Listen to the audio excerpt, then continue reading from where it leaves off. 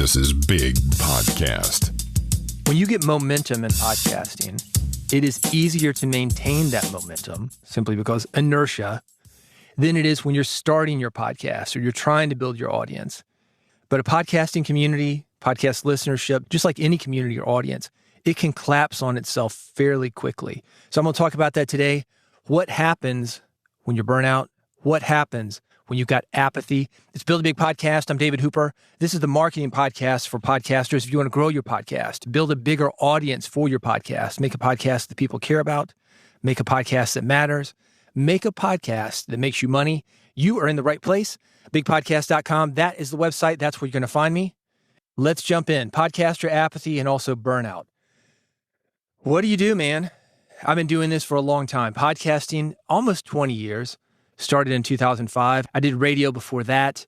Like most any career of a certain length, there are times when you're hot, and there are times when nobody will put on you if you're on fire. If you're in one of those situations, you are going to relate what I'm saying, because if you stick things out long enough, there'll be times when you're hot, and there'll be times when nobody cares. And there will be times when you're like, I'm ready to give up. I just can't do it. So I'm going to share with you some of the things that I do when I get in situations like this. And one of those things, if you are feeling discouraged about putting episodes out and it seems like you're not getting feedback and it seems like you're not getting downloads and it seems like nobody cares and you're showing up, you're outlining, you're recording, you're editing, you're putting in the work, one of the things that's going to help you is to talk to your audience. People talk about knowing your why, and that's good. But this is the next level of that. This is talking to people that you actually want to reach via your podcast. When you take the time to understand your listeners, what they care about, really get to know them. And this could be via surveys. It could be one-on-one. That's my favorite. It could be via social media. It could be analyzing listener feedback. Personally, I find that engaging because, again, being in the box, which is for me a 5x8 room, it's a tricked out closet. I'm speaking into a mic all by myself. I'm hoping that this message gets out. You're listening to it, so thank you for being on the other end of this. But you never know. And you never know how many people it's going to get out to, because I see download numbers and you see download numbers, but a lot of times we're not talking to those people. I mentioned it on an episode recently that I had an April Fool's joke a few years ago. A little before April, I had laryngitis. My voice was like this. I couldn't talk. But what I did, I said, oh, April Fool's is coming up. I recorded an episode. I'm sorry, I've lost my voice. I'm not going to be able to podcast. The doctor says it's over for me. I'm sorry. I've got to retire from podcasting. I thought it was funny. I thought people would get the joke. They didn't. But one of the things that did happen, and I think this was a positive, is that people came out of the woodwork. Man, I heard that episode. It really connected with people. Again, not in a great way. But people did speak up. And I knew that people were caring. So if you're feeling burnout, if you're feeling like you're about to give up, if you're just apathetic, kind of phoning the episodes in, that's my first thought. Know your audience. I mean, really get to know your audience. That's not just a phrase. Know who you're speaking to. No. Know who you are speaking to. Speak with them one-on-one. And I will say this. If you're doing something in the expert business, like I am, I work with people on podcasts all the time. One of the things that I like to do is have a discount consulting session, a discount call, where I'll get together with somebody, say $99, $100, something like that. Something less than my lower rate. Book out a day and just have conversations. That way, you know, people are going to show up. That way, people are serious about it. That way, people are really engaged. And those are the kind of people that you want to talk to. With that said, I think it's important to talk to a lot of people. So anybody's listening to you, you don't necessarily have to charge them, but the people that you do charge, and it's a good deal for them too, because they're going to show up differently. Those are the people that are really serious. It's not just a pipe dream while they're listening to you. They want to listen to you so they can do something with the information. That might be a way to go. Number 2 on my list, refresh your content. Experiment with different formats, topics, or guest speakers to keep your content fresh and exciting. I've got a book on this. It's called 101 Episode Templates. Right now, you can get it on Amazon. It is 99 cents on Kindle. Paperback, I think it's $8. It is for segments. It is for full-on episodes, and it will give you ideas of different episodes that you can do that aren't what you're doing now. A lot of people do a standard interview. You've got a host, you've got a guest. If you want to add a segment to those standard interviews, this book is full of those things. If you want to try a monologue podcast like this one, most of the time, like this episode anyway, I've got ideas for you to jump into that. Related, I've got something right now called the 30-Day Solo Podcast Challenge. There's still time for you to jump in. If you want to do 30 days of solo podcast, I will guide you through it, give you 30 different exercises. In 30 days, you will be a more competent host. That's a great way to refresh your content. No matter how you do it, though, and this is the big idea, do refresh your content. Q&A sessions, trending topics within your niche, something that's going to allow you to show up in a different way. One of the things I've thought about doing on this podcast, by the way, because I know a lot of podcasters, you might be interested in this if you are a podcaster, and I'm going to assume that you are, is getting together with other podcasters, having a guest co-host where we talk about different topics in the podcasting industry. Like I said, this podcast, mostly a monologue podcast. Monologues are great when it comes to expertise. What they are not great for is background listening. I mean, maybe you're listening to me in the background, but a lot of the times what I'm talking about, do this, do this, do this, do this. There's an action plan. It's not as conversational. It's not as easy to listen to as a co-host, as a guest. So I'm looking at doing that. If you're interested, you can reach out to me, bigpodcast.com. Maybe if I do that, there'll be a spot for you. Third thing, build a community. Online forums, social media, live events. Live events is the big one because you take people offline and you get them to interact with all 6 senses. They can smell people. They can taste something. They can touch. They can feel. They can hear. They can see. Live events are huge. But if you build a community around your podcast, and you probably already have one, make it official in that case. That can be engaging. Because then what happens is you've got people in your community that are using what it is that you're talking about, reacting to what you're talking about.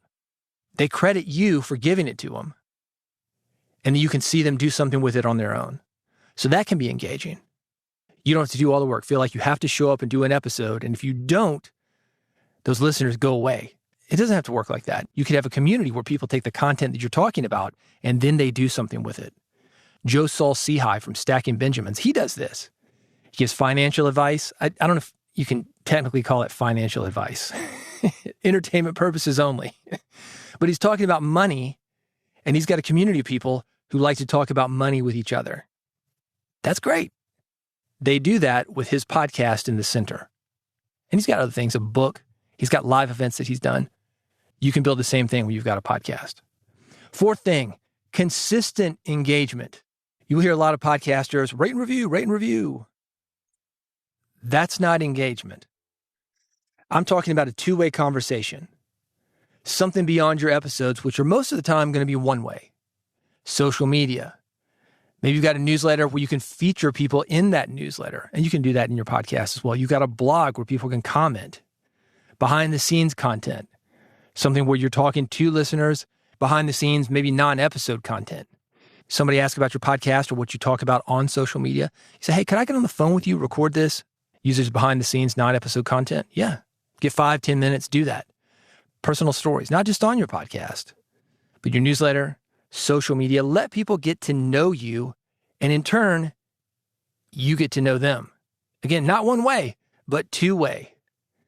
This is one of the reasons that if you listen to broadcast radio, you'll hear jocks ask questions. People call in, they answer that question, and it could be simple.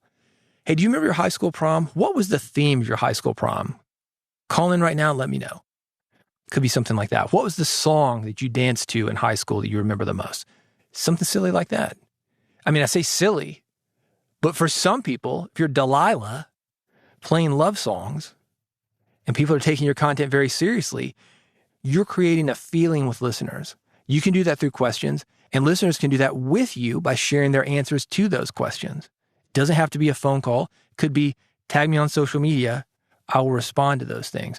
But consistent engagement, whether it's through social media, newsletters, a listener segment, that's going to help you get re-engaged with your podcast, re-engaged with your audience, and avoid burnout because you are part of something. Even if you've got a monologue podcast, you are now having a conversation with people. The fifth thing, and this is the last thing that I'm going to talk about. We're going to keep this short. Seek feedback from your listeners. understand what they like, and understand how they think you could improve something. You don't have to listen to that feedback. You don't have to implement that feedback. You don't have to agree with that feedback. It might not be for you. Sometimes you get feedback on a podcast and they say, you know what you should really do? You should bring in a co-host. And you're like, I really don't want a co-host. I like doing monologues. Or maybe you've got a co-host and somebody says, you know what you should do? You should do monologues. Maybe that feedback that you're receiving, you'll say, no, that's not what I do. But if you start hearing patterns, it is certainly going to tell you what your audience likes. And again, getting connected to your audience, that's going to help you work with what we're talking about. Apathy, burnout, being sick of podcasting and want to go far away from it. I don't want you to be sick of podcasting. You've got an important message. It needs to get out. But you need to take care of yourself. If you need a break, take a break. And if you need to do some of these things to get re-engaged with your podcast, do that. Because you can't fake it. You can pretend to show up, but you can't pretend to care. People are going to know if you care. And we've got a lot of podcasters phoning things in. And we all phone things in from time to time. If you've had that interview, like, I really don't want to do this interview. If you're showing up enough, it happens. But I don't want you to have it happen all the time. I don't want you to think podcasting is not for you. I don't want you to think your podcast is not important because some of these things aren't happening for you. For example, there's no community around your podcast. There's no engagement with the audience. That might not be them. It could be that people are listening. You just haven't engaged with them enough or in a certain way to get them to interact with you. Or you haven't given them a place to have that community where they can talk about the things that you're talking about on your podcast. I want you to fly your flag, and I want you to establish something for your audience. Let's go through these things one more time. One, know your audience. And I mean know your audience. Talk to listeners one-on-one. Really get to know them. And by the way, when I say one-on-one, I'm talking about getting on the phone, getting on Skype, getting on Zoom. Don't do it via social media, 200-something characters at a time. Nope. Have a conversation. Refresh your content. Q&A sessions, segments, listener stories, monologues, co-host, guests. Change it up. I talked about the book that I've got, 101 Podcast Episode Templates. It's available on Amazon right now, 99 cents. Paperback, about $8. That's going to get you thinking. Number 3, build a community. Foster a sense of belonging among listeners.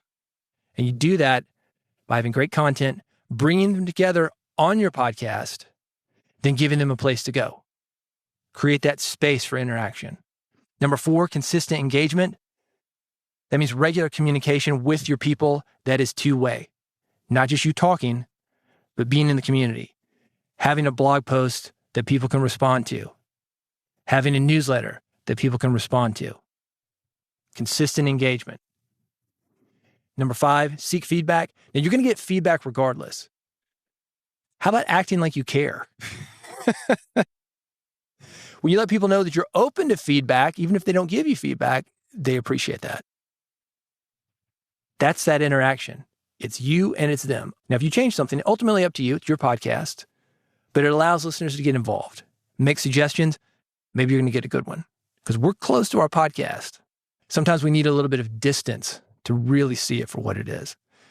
Those are my thoughts on how to change up podcaster apathy and burnout. If you've got comments, thoughts yourself, reach out to me. BigPodcast.com is how to do that. If you're not subscribed to this podcast at BigPodcast.com, you can do that. BigPodcast.com/subscribe. I've got 3 ways to subscribe. One for iPhone, one for Android, one via an RSS feed. Either way, I will come to you with each and every episode. It is free. You can unsubscribe at any time. There is no pressure. We will still remain friends. So go to BigPodcast.com. You will see the subscribe to the podcast link there. Click on it, and I'll see you on the next episode of Build a Big Podcast.